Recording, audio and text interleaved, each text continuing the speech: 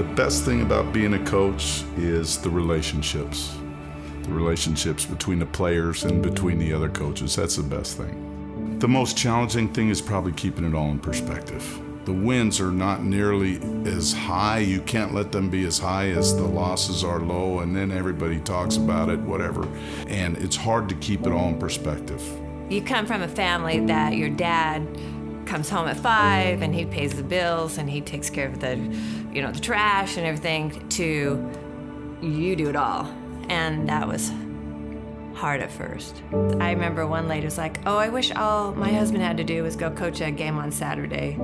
And I was like, my husband works about 80 hours a week, So you have your kids there at the game.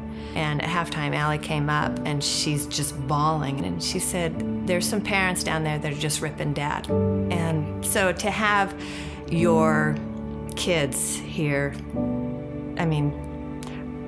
brutal stuff. It's hard. Coaching is a exercise in persistence.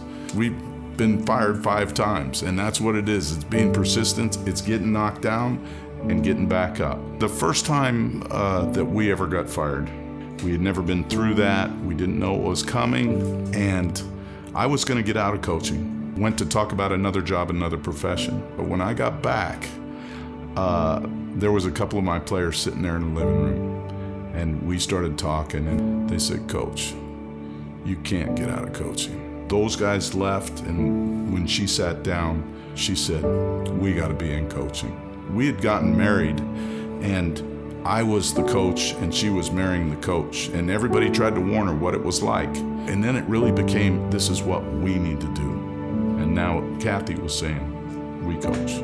To this day, I have relationships with those guys. If those relationships with the kids or people I meet on the street or whatever can come out change people for the positive, then that's a win to me. I cared for these kids like they were my sons, and I realized too, I could have an impact.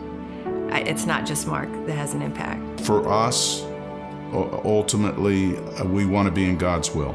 If He wants us to coach, we'll coach.